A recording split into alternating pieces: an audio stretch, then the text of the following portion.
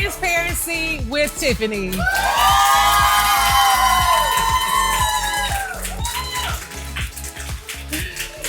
I am super excited about this day. It is something that I have worked on for a while. For people who have followed me, I started this journey about 8 years ago on social media, just sharing my heart, just doing what I do. I believe that healing comes through just being transparent, vulnerable, being authentic, and that's what I do. Like, if you know me, it is what I do. And so for 2025, I decided to take it to another level. And here we are today, kicking off the Transparency with Tiffany podcast.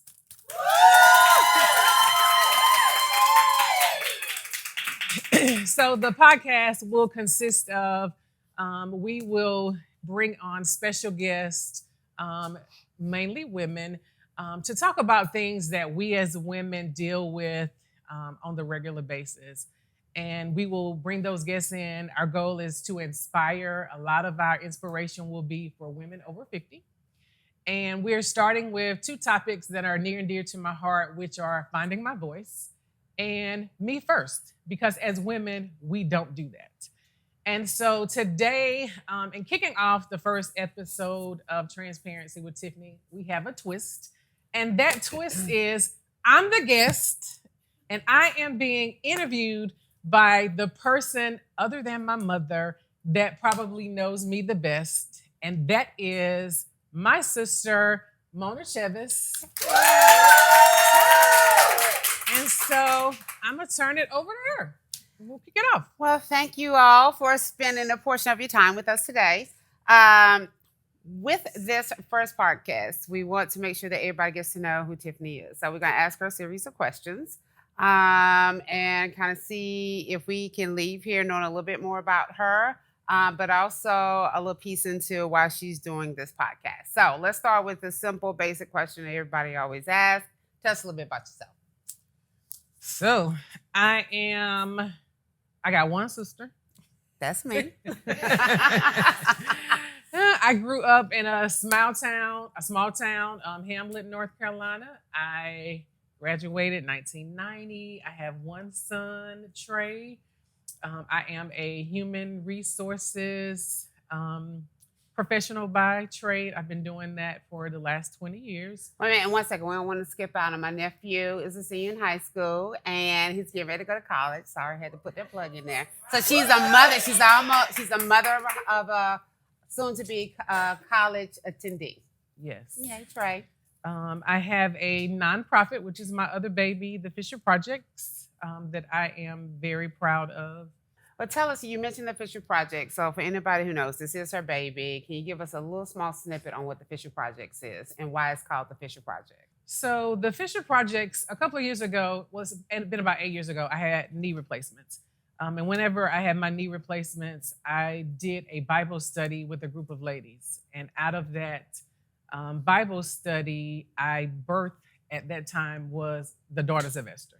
And so the Daughters of Esther, there was no pandemic. We came together to study Bible study online. And so from there, my sister had score one up. Mm-hmm. And so I always wanted to do something with girls. I had suffered in silence with like battling with my weight and low self-esteem. And so I always knew that I wanted to do something with little girls, but in my mind, I was going to wait until my son graduated from high school. And so my mentor, she talked to me and she's like, no, we're going to do it now. And so out of the Daughters of Esther, we started doing Breakfast with Tiffany. And we started coming together, Breakfast with Tiffany. It was just fun, women coming together to kind of inspire each other. And we took that breakfast to make it purposeful, where we could take the women that were coming together to pour into little girls.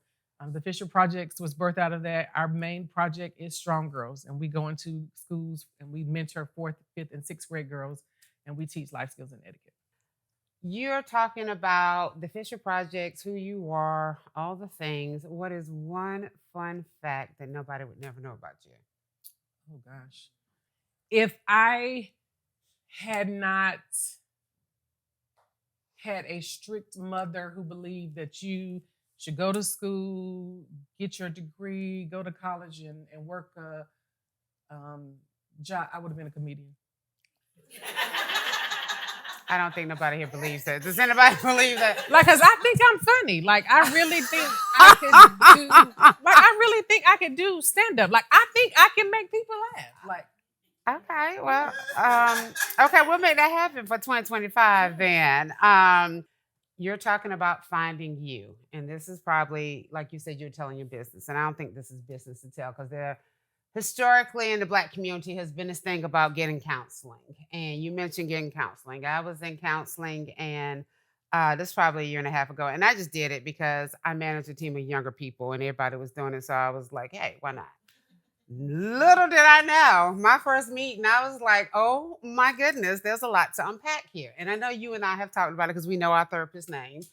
And what would be your advice when you're finding you for those of us who believe that the church is the go all be all, and why are you going to counseling and just not let God fix it?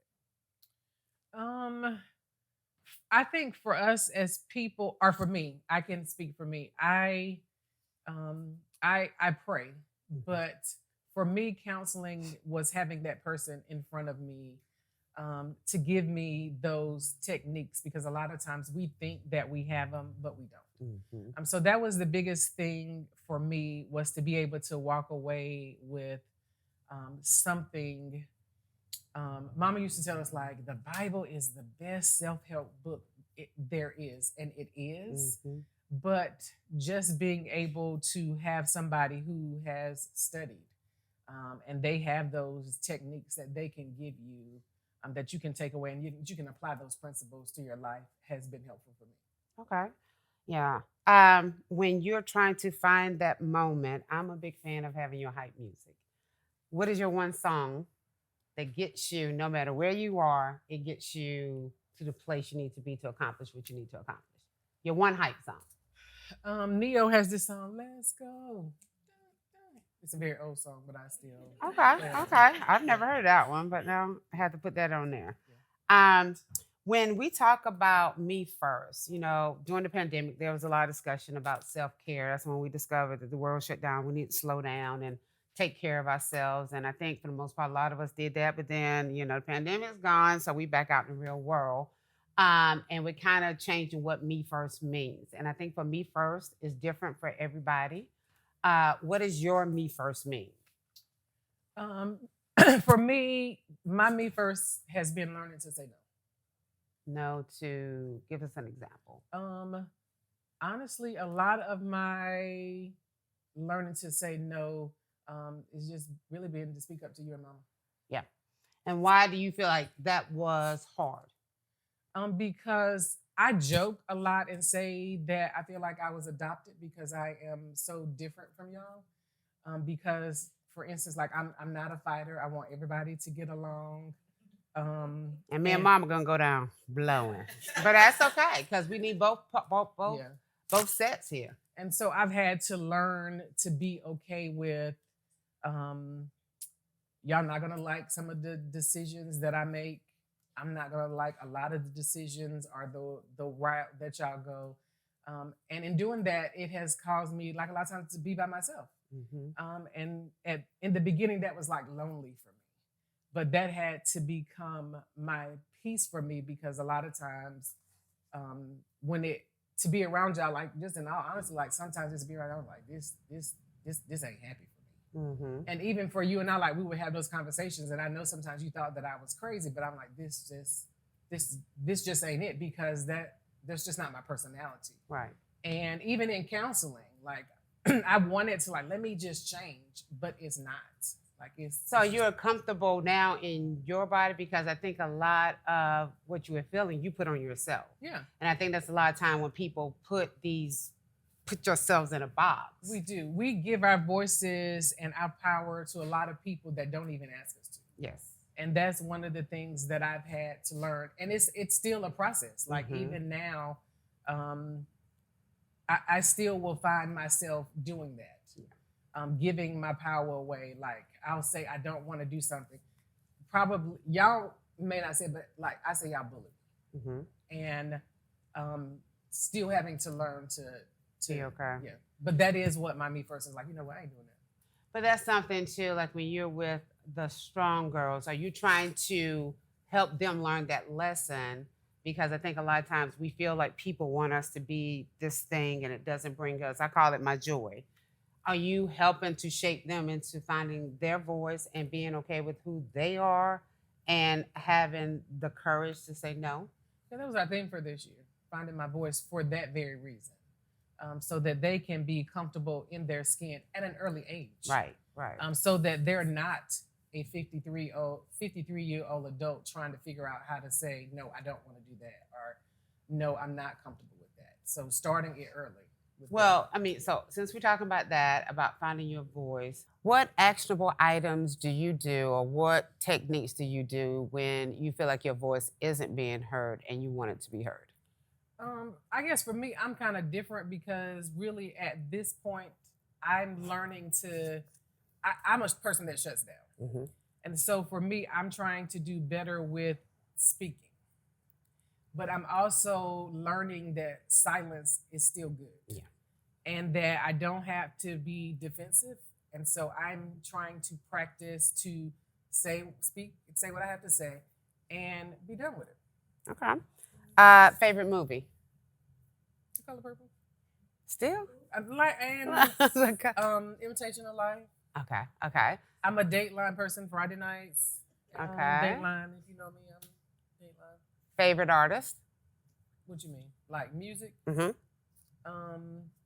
Smokey Norfolk. Oh, no. I was going to say, did you just change up or something? I love PJ Morton. Okay. But Smokey gets... Yes. He's second. I feel like this was a good question to ask because it really makes you reflect. If you could have dinner with 3 people, alive or dead, who would it be and why? Priscilla Shirer. Okay. Yeah. You gotta say why too. I love Priscilla Shirer. If anybody knows me, I love a structured Bible study. I love how she breaks the word down. I would just love to just sit at the table and just have her just pour into me like, girl, yes, like to just talk like this. Mm-hmm. The same thing, Oprah. Really? Like I know like people think Oprah has played out, but I don't. Like I still Google Oprah and... That's a shocker because I not to say Oprah, if you ever see this, you're not played out, girl, but Oprah? Yes. Okay. Like right now in my feed, I watch her so much like she still comes up. Like I almost last week, she got the little special going on where the Oprah Daily thing where you can subscribe for $15 a year. Like I almost subscribed. I almost did one time too, yeah. But don't judge me. Don't judge me. What's the little saying they saying right now about we listen and we don't judge? Oh yeah. We listen to okay. And then the third person would be Daddy. Like I would love to. Daddy passed away like young for me. Mm-hmm. Like, and there's things that I feel like I missed with him. Like I would love to be able to have conversations with him. Okay, that's fair. Describe yourself in 3 words. Transparent, authentic, and funny. Okay. That's I guess where the comedian comes from. Okay. So do you feel like, I know as you were finding your voice, is it fair to say you've not always been transparent? Mm-mm.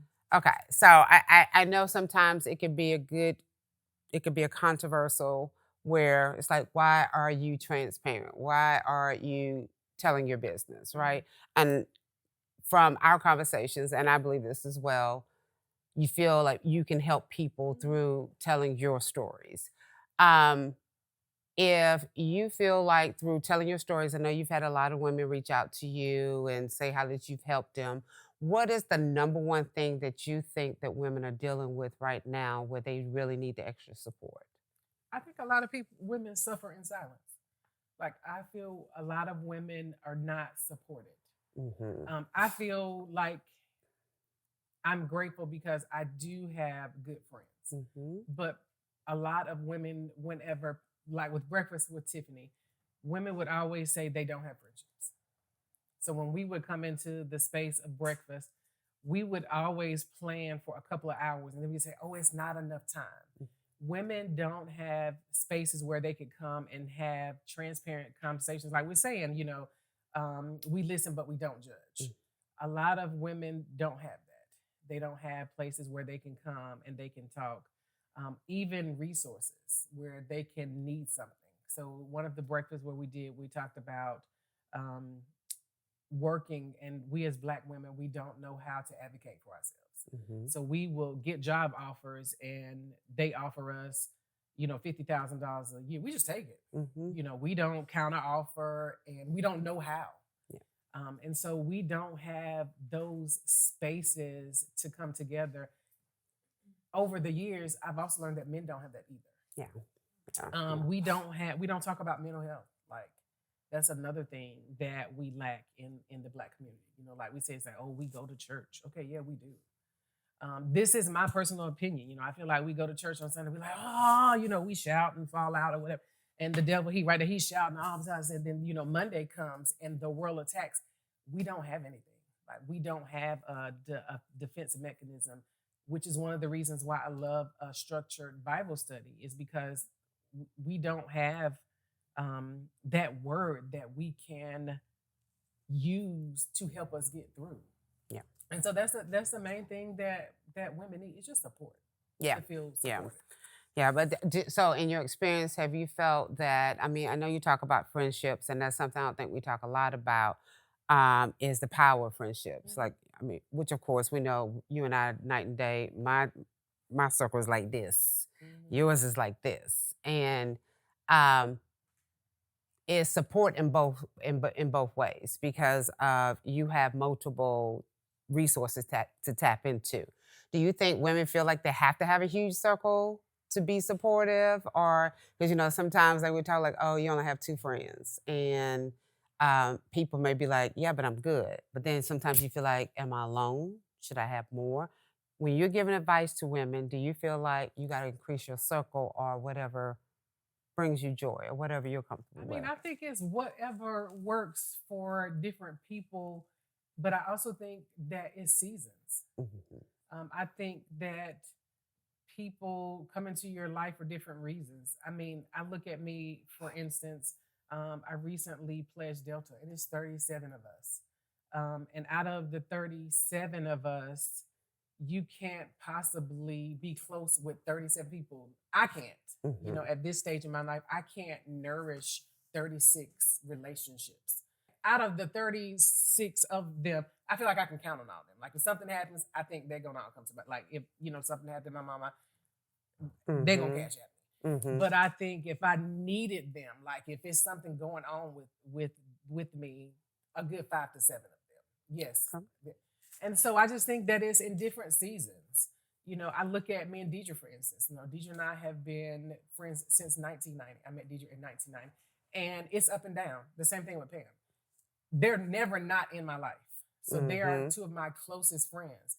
But I don't have to talk to them every day. But we never not going to go without talking for a long period. And we're always going to show up for each other. I was just going to ask you, because when you said that about Deidre, what's your longest relationship, friendship, girlfriendship today?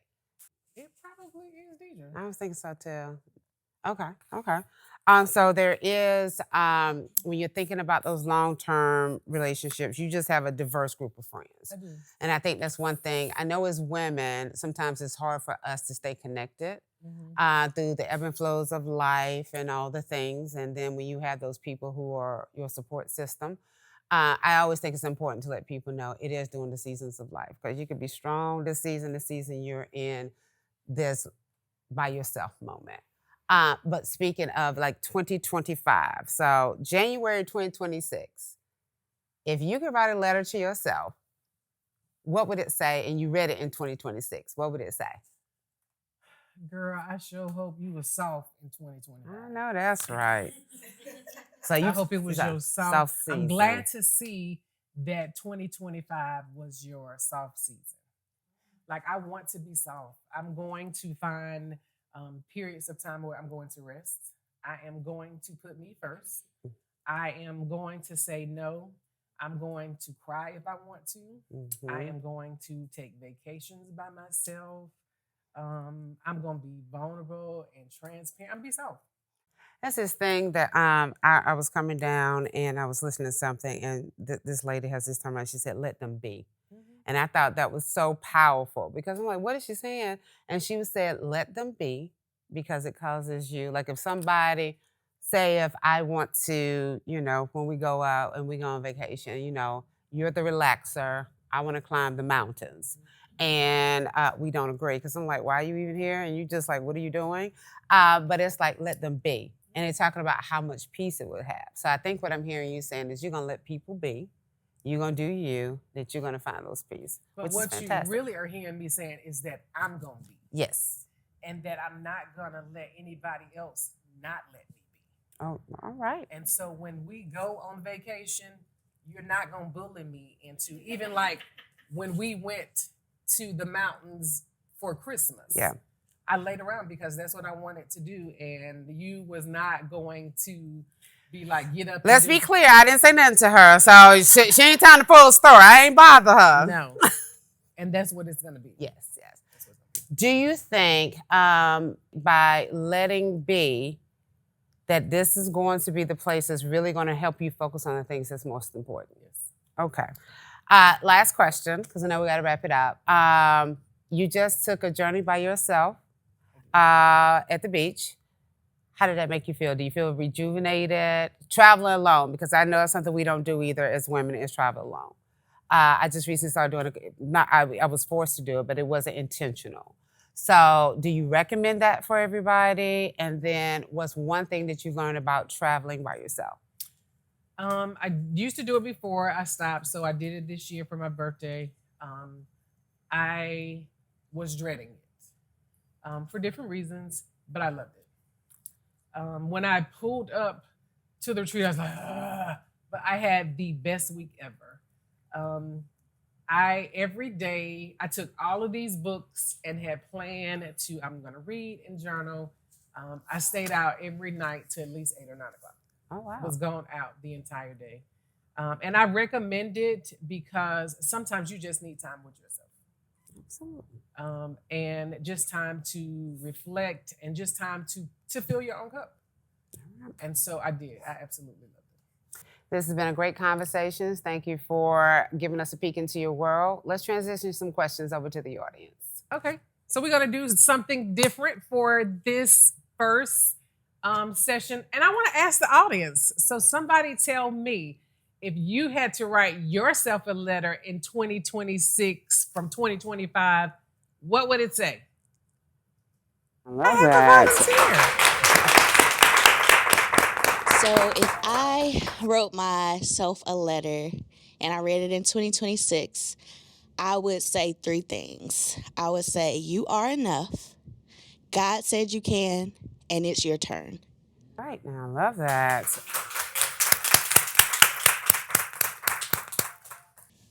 If I had to write myself a letter for 2026, I would definitely say to myself to say no. So I related to a lot of the stuff that you said because I'm one that always wants to make people happy.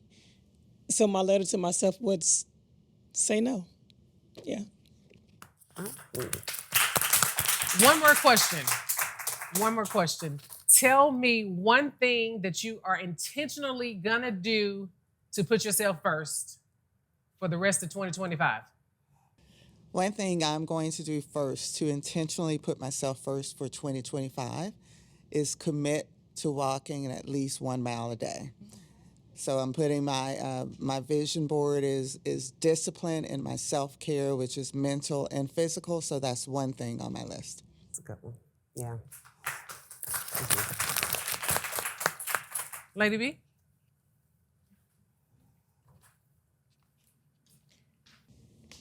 So this year, I've committed myself to a raw week and taking care of my health as we get younger, as the numbers increase, being intentional about taking care of myself, taking care of my body, this temple. I've committed that monthly I want to go raw for a week, where I'm juicing only raw fruits and vegetables, being intentional about making sure, because one of the things I understand about heart disease and all the things that run in my family, and I refuse to, as I age, as I get older, suffer or have to be on medication. So I'm just committing to make sure that my health for me is priority. That's good. Thank y'all for answering those questions. And thank you for being a part of this first podcast. I am grateful, and I want each of you to make sure that you are intentional of making sure that you put yourselves first once we leave this space. Thank you for interviewing me. And for everybody out there, please make sure that you tune in for our next podcast that's coming up.